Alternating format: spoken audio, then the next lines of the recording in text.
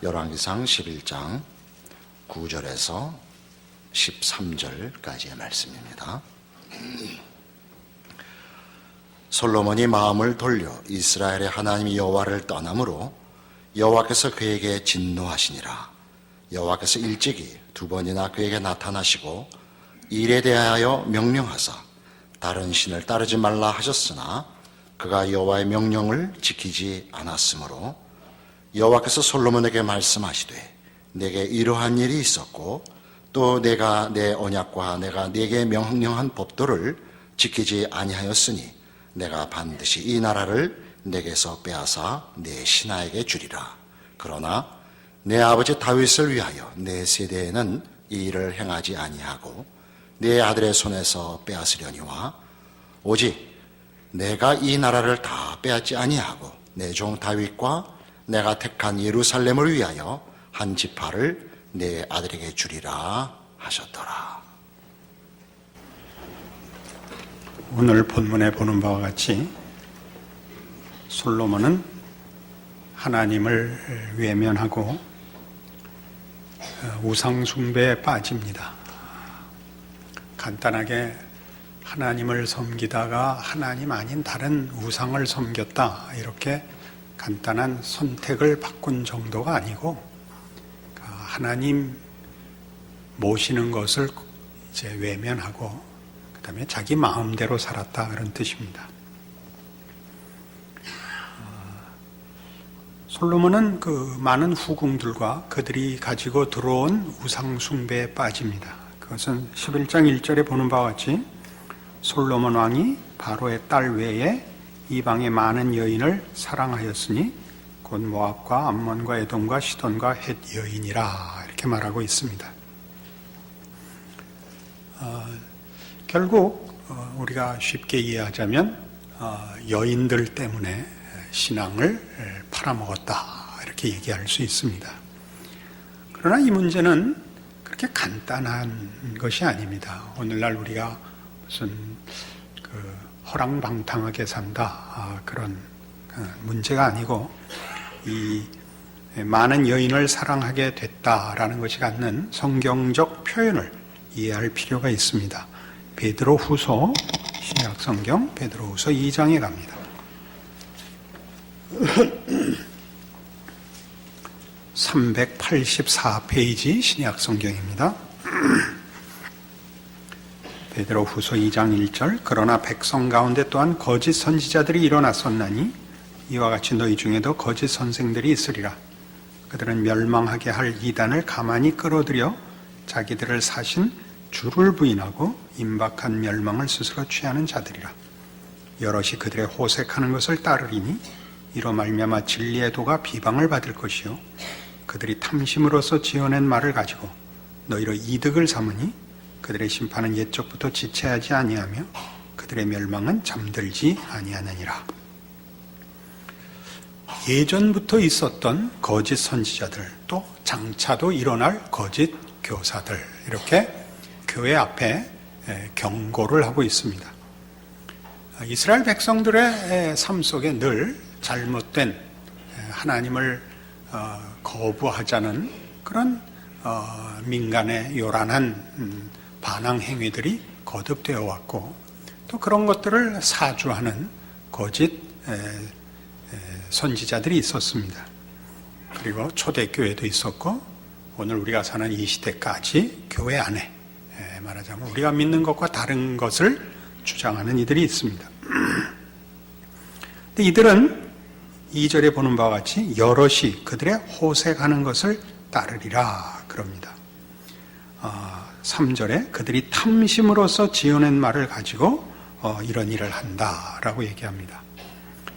이 호색이나 탐심이라는 말은 우리에게 이 일이 어떤 우리 10계명 중에 나타나는 어느 한 계명 같이 죄의 어떤 특정한 한 가지 목록을 드러내는 것이 아니라 궁극적으로 하나님을 섬기는 것을 거부하고 자기가 하고 싶은 대로 사는 행위를 말합니다. 자기가 하고 싶은 대로 하고 싶어서 우상을 만들죠. 그래서 골로새서에서는 탐심은 곧 우상숭배니라 그렇게 얘기합니다. 왜냐하면 그가 하나님 외에 어떤 신을 빙자해서 자기의 욕심을 채우려 하든가, 그것은 자기가 만든 신이 결국은 자기의 욕심을 이루기 위한 수단이기 때문에 자기가 자신의 주인이 되는 것을 말합니다. 우리는 지금 솔로몬의 배교라는 이 문제를 놓고 생각할 때 어떻게 솔로몬이 그런 짓을 할 수 있는가 의아롭습니다. 왜냐하면 그는 역사상 짝을 찾아볼 수 없는 영광을 누린 사람입니다. 그와 같은 영광을 누린 사람은 아무도 없고, 그와 같이 지혜로운 사람을 역사 속에서 찾을 수가 없을 만한 사람입니다. 그는 잠언을 썼고 모든 그 학문에 대하여도 당시대 가장 뛰어난 사람이며, 모든 자연의 이치와 삶의 이치에 대하여 깊은 생각을 하고 깨우침을 가졌던 사람입니다. 그럼에도 그가 배교를 합니다. 그리고 그 일은 어떤 몇 사람에게 일어나는 일이 아니고 시대마다 모든 사람들에게 일어나는 시험이고 유혹이고 위협입니다. 그래서 우리는 오늘날 이런 질문을 해야 됩니다. 하나님을 잘 믿다가도 어떻게 하나님을 버리고 다른 것을 섬길 수 있으며, 또는 하나님을 믿지 않고 처음부터 다른 우상을 섬기거나 또 기가 막힌 그 형편에 자신을 묶을 수 있는가? 우리 잘 아는 대로 지금 현대 과학이 이만큼 발전해 왔는데도 무슨 아주 원색적이고 유치한 점을 친다든가 무당을 찾아가 구술한다든가 하는 일이 있습니다. 또는 아무것도 믿지 않고 자기 마음대로 자기 생각대로 사는 이들도 있습니다. 우리는 근본적으로 이런 질문을 해야 합니다. 사람들은 도대체 왜 종교를 가지는가? 또는 왜 종교를 갖지 않는가? 종교를 갖지 않는 것도 하나의 신앙입니다. 좀 더 본질적으로 질문을 해서 사람들은 도대체 무엇을 두려워하며 무엇을 바라는가? 왜 종교를 가지며 무엇이 무서워서 종교를 가지며 무엇을 얻으려고 종교를 가지는가? 이렇게 물을 수 있습니다. 우리가 역사적으로 잠시 고찰을 해보면 답은 이렇게 나옵니다. 사람들은 세상이 제일 무섭습니다. 세상이 무섭다는 것은 우리가 살아가야 할 이 환경이 무섭고 그 영향력이 너무 크기 때문에 무섭습니다. 그리고 거기에 매여 있는 인간의 한계가 두렵습니다. 아무리 멋있는 세상이라도 한계가 있고 시간적 제한을 받고, 그리고 다 그 영화가 쓰러져 간다는 것이 세상이고 우리 자신이라는 사실에 우린 두렵습니다. 우리는 거기에서 벗어나고 싶어 합니다. 그것이 아마 종교를 가지게 되는, 또는 종교를 가지지 않게 되는 이유일 것입니다. 종교를 가진다는 것은 그 한계를 극복할 수 있는 길을 찾으려는 것일 것이고, 종교를 가지지 않는다는 것은 그 한계 내에서 체념하고 한계 안에서 마음껏 살다가 통쾌하게 죽으리라, 아마 그렇게 생각하는 것일 것입니다. 우리는 기독교 역사 속에서도 잠시 이 문제를 우리 교회사적으로 돌아볼 필요가 있습니다. 초대교회는 현실적인 위협 앞에 있었습니다. 세상의 위협이죠. 왜냐하면 기독교를 반대하고 기독교 신앙인이 용납할 수 없는 여러 우상들을 요구하는 정치적, 사회적 환경 속에 있었습니다. 로마의 지배 아래 있었고, 로마가 섬기는 많은 신들을 섬기라는 요구 앞에 있었습니다. 많은 이들이 타협하여 신앙에서 떠났고, 소수는 신앙을 지켜 순교했습니다. 그리고 또 더 많은 사람들은 기독교 신앙도 지키고 정치적, 사회적 요구도 수용하는 이상한 타협안을 가지고 자신을 변명했습니다. 우리는 이것이 교회사를 가장 중요한 부분에서 살피려는 것이 아닙니다. 오늘 이 두려움과 희망이라는 문제에서 초대교회의 어떤 두려움과 거기에 대한 타협책이 우리들을 신앙의 정도에서 끌어내는가를 살피는 쪽으로만 보려고 하는 것입니다. 그때 제일 초대교회에 많은 영향을 미친 것이 영지주의입니다. 영지주의란 그리스적 이원론으로 물질과 정신의 이원론을 말하는 것입니다. 그래서 기독교 신앙도 신앙은 정신적인 것이고 육체와는 상관이 없다고 믿음으로써 범신론적 해결책을 제시했죠. 우리 모두가 육체의 속박에서 벗어나는 것이 바로 구원이며, 그렇게 될 때 우리가 천국을 간다고 믿고, 그렇게 됐을 때 유일하신 하나님만을 섬겨야 하는 선택에서 빠져나올 수 있었던 것입니다. 왜 그런 타협안을 만들어냈는지 그 얘기를 우리가 기억을 해야 합니다. 무서운 세상을 신앙으로 극복할 실력은 없고, 그렇다고 안 믿기도 본인의 신앙이 용납을 안 해서 영지주의라는 것이 교회 안에 가장 큰 위협과 시험으로 들어와 있었습니다. 그것은 외적으로 공격한 정치적인, 종교적인 위협보다 사실은 더 무서웠습니다. 중세가 되자 초대교회의 핍박을 겪었던 교회는 세상을, 이 무서운 세상을 포박해버렸습니다. 묶어버렸죠. 기독교 신앙 아래 예속시켰습니다. 그러자 세상과 인생은 활력을 잃고 신앙을 펼칠 무대를 가질 수 없게 됐습니다. 세상이 무섭지 않은, 꼼짝 못하는 포로가 된 건 좋은데, 위협의 대상이 되지 않은 건 좋은데, 신앙을 펼칠 데가 없는 것도 문제였습니다. 그리고 이제 근대를 맞습니다. 근대에서는 그래서 교회가 세상과 타협안을 찾습니다. 지성적이 되기로 했습니다, 서로. 그래서 기독교를 세상을 풀어주는 대신에 세상에게 기독교도 인정해달라고 요구를 했습니다. 기독교를 설명하고 납득시켜서 공존하고 싶어 했습니다. 그런데 뜻밖의 결과는 전혀 의도와 다르게 기독교의 모든 독특성이 없어지는 결과를 만들었습니다. 설명을 하고 납득을 시키려고 하자 지성은 교회의 초월을 제거하라고 요구했습니다. 잘 아시는 대로 자유주의 신학이 나타나고 창조, 성육신, 부활은 없어졌습니다. 내세도 없어지고 물론 천국과 지옥도 없어졌습니다. 그래서 기독교는 존재 가치도 있어야 할 이유도 없게 됐습니다. 무서운 세상만 더 공부 많이 하고 등장했을 뿐입니다. 그리고 이제 우리가 사는 현대를 맞습니다. 우리는 지금 현대 속에 있습니다. 현대는 지나간 모든 세대에 대하여 부정적이고 절망한 시대입니다. 어느 것으로도 세상의 위협에서 답을 찾지 못한 과거를 부정하고 체념하고 사는 세대가 됐습니다.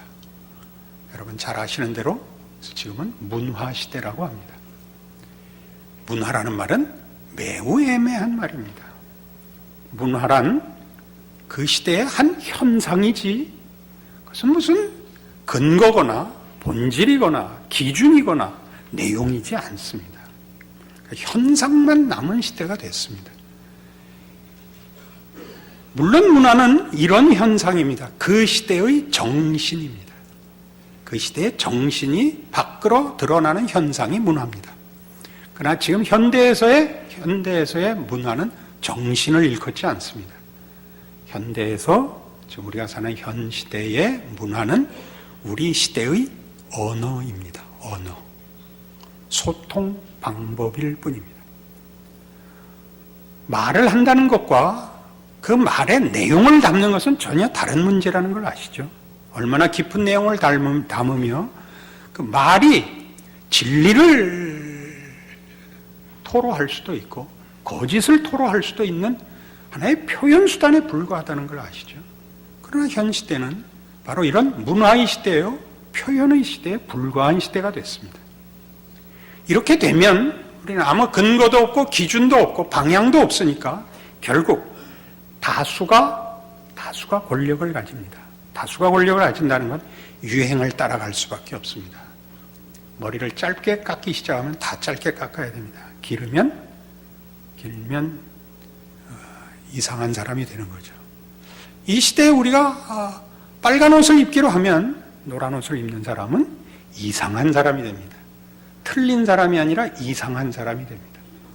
그래서 이 다수가 즉 여론과 대중이 지도자 아닌 지도자가 되고 그 여론을 움직이는 유행, 그 유행을 만드는 미디어가 이 시대의 주인입니다. 여러분 잘 아시는 대로 그렇습니다.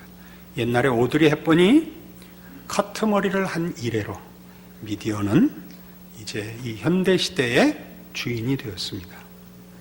이게 무슨 문제냐? 우리가 이 문화 시대, 현 시대에서 어떻게 사느냐 하면 우리는 선택하고 삽니다. 진리를 선택하는 것이 아니라 표현과 소원을 선택합니다. 표현과 소원을 선택해서 표현하는 법에 있어서 혹은 내가 소원하는 것을 얻기 위해서 이미 나와 있는 것들 중에서 선택을 하지 생각하고 따져보는 일들이랑 지금 할 수가 없습니다. 왜? 지금 진리의 시대가 아닙니다. 그래서 우리는 제멋대로의 자아를 가지고 있습니다. 이 모든 것을 통합할 권위도 질서도 진리도 없기 때문입니다. 우리는 그렇게 사는 법이야 속에 있죠. 왜 그러냐? 다 그렇게 하는데 속에 있지. 그것이 왜 그런가를 따지는 것은 바보가 된 세대에 살고 있습니다. 그래서 우리는 행복하고 싶습니다. 그래서 행복을 선택합니다. 더 큰 테레비를 사고, 더 좋은 소파를 사고, 더 좋은 여행을 가고, 이것이 우리가 행복을 추구하는 방식입니다. 행복은 더 이상 진리와 연결되지 않고, 물론 하나님과 연결되지 않습니다. 소비와 연결될 뿐입니다. 그런데 이 개인이 행복을 추구하면서 또 선하고 싶고 영원하고 싶습니다. 이게 서로 맞아떨어지질 않는데 현대인의 고민과 불안과 성질이 있습니다. 이게 왜 안 맞아떨어지냐고 저한테 와서 지랄을 떠는 겁니다. 여러분이 하나님 앞에 기도할 때 바로 이 문제를 놓고 하나님께 다 미는 겁니다. 난 행복하고 싶습니다. 난 진실하고 싶습니다. 나는 하나님 편이고 싶습니다. 이 진심을 받아주시옵소서. 방법은 하나밖에 없습니다. 세 갈래로 찢는 방법밖에 없습니다. 하나님은 그렇게 안 하신다고 했죠. 그게 솔로몬의 지혜였습니다. 잘라 가져라. 하나님은 그렇게는 안 가지신답니다. 잘라놓지 않습니다. 모든 것이 통합하여 하나로 하나님 앞에 항복할 때까지 하나님은 기다리실 겁니다. 참으로 고맙죠. 요즘은 이런 개인을, 옛날에는 개인을 그냥 개인, 자신 이렇게 불렀지만 지금은 자아라고 부릅니다. 이 자아라는 말은 현대 사회의 개인주의의 한 특성을 꼬집어 표현하는 단어입니다. 그것은 약간의 말장난입니다만 자만과 아집의 개인입니다. 자기가 선택하는 독립된 주체자이며 고집을 꺾지 않을 자유인입니다. 그래 놓고 왜 행복하지 않느냐고, 왜 기독교가 내 마음 같지 않느냐고 자꾸만 하나님 앞에 가서 따집니다. 그에게 답이 없는 건 너무나 당연합니다. 디모데전서 6장에 가보십시다. 340페이지입니다. 디모데전서 6장 3절입니다. 누구든지 다른 교훈을 하며 바른 말 곧 우리 주 예수 그리스도의 말씀과 경건에 관한 교훈을 따르지 아니하면 그는 교만하여 아무것도 알지 못하고 변론과 언쟁을 좋아하는 자니 이로써 투기와 분쟁과 비방과 악한 생각이 나며 마음이 부패하여지고 진리를 잃어버려 경건을 이익의 방도로 생각하는 자들의 다툼이 일어나느니라. 다른 교훈, 어떤 다른 교훈? 예수 그리스도의 말씀과 경건에 관한 교훈을 따르는 것 외의 것은 우리에게 답을 주지 못합니다. 무슨 답이요? 세상의 위협을 이길 답을 주지 않습니다. 세상이 우리에게 주는 답은 결국 망하라는 것입니다. 한 세상 살고 망하라는 것입니다. 세상에는 구원이 없습니다. 세상은 그것 자체로 잘못이 아닙니다. 그것은 하나님의 창조된 세계고 하나님께서 복되게 그의 능력으로 만드신 인간들을 위하여 만든 환경입니다. 우리는 모든 답을, 우리의 내용과 근거를 하나님께 의존해야 됩니다. 그분만이 진리시며 생명이십니다. 우리는 피조물 속에서 조물주만이 줄 수 있는 것을 구하고 있습니다. 세상엔 그게 없습니다. 우리 자신 속에도 없습니다. 그럼에도 불구하고 우리는 하나님 앞에 돌아오기를 거부합니다. 왜요? 이것이 우리를 세상의 한계 속에서 사는 방탕한 생활, 여기서 말하는 방탕함이라는 건 자기 마음대로 살아서 시간과 기회를 낭비하는 생활 보다 못하다고 생각하는 데 있습니다. 경건하게 사는 것은 이 흑백 텔레비를 보는 것이라고 생각을 하는 것입니다. 그렇지 않습니다. 여러분이 살면서 느끼듯이 이 세상의 것을 추구해서 이건 다 거짓이다라고 우리가 확인하는 것이 무엇이냐 하면 세상의 두려움을 우리가 어쨌든 대처하려면 권력을 가지거나 하여튼 재능을 가지거나 그래야 됩니다. 권력이나 재능이 있어야 되는데 부나 건강이나 지위가 있어야 됩니다. 그렇게 가지고 이 애초에 가졌던 세상의 두려움, 세상이 갖는 제한성, 그 파멸성을 보상받지 못한다는 걸 다 압니다. 이런 권력과 재능을 가진 자들만 그 문제에 있어서 깨우침을 받아야 되는 것이 아니라 그것이 없어서 내가 없어서 세상 앞에 힘을 못 쓴다고 생각하여 유일한 대답이 이 세상의 것을 권력과 재능을 가져 세상의 두려움을 이겨내야 된다라고 생각하는 쌍방 모두가 가졌거나 못 가졌거나 모두가 세상에서는 답을 찾을 수 없다는 것을 확인해야 됩니다. 답은 예수 안에 있는 하나님의 은혜 속에만 있습니다. 뭐가 있느냐? 참다운 인간의 존엄함이 있으며 세상이 하나님의 지으신 세상으로서 인간의 삶의 활동 영역으로서 베풀어진 기회인 것을 알게 됩니다. 우리의 인생은 이 세상에선 짧지만 사실은 영원하며 우리 안에 하나님이 영원한 것들로 채우시기를 원합니다. 그것은 정직이며 성실이며 겸손이며 온유며 사랑입니다. 우리는 하나님을 위하여 무엇을 할 생각을 하는데 가득 차 있고 하나님이 우리에게도 윤리적인 것과 어떤 업적을 요구한다고 끊임없이 오해합니다. 하나님은 우리에게 우리 자신을 달라고 합니다. 하나님을 위하여 쓸모 있으려고 하지 마십시오. 그의 사랑을 받으십시오. 사랑을 받는 자만이 세상이 무섭지 않습니다. 세상의 사랑을 받으려 하니까 세상이 무섭습니다. 끊임없이 공물을 바쳐야 되고 진사를 해야 됩니다. 그렇지 않습니다. 하나님만이 우리의 유일한 답이요 풍성한 우리의 주인이시요 우리를 참다운 우리 되게 하는 인생과 인간 존재의 진정한 행복을 주실 수 있는 분이며 원하시는 분입니다. 우리는 이 그리스도 안에 있는 교훈과 하나님의 찾아오심이 가지는 큰 특권을 이해해야 합니다. 여러분, 나이 드신 분들은 더 많이 이해할 수 있습니다.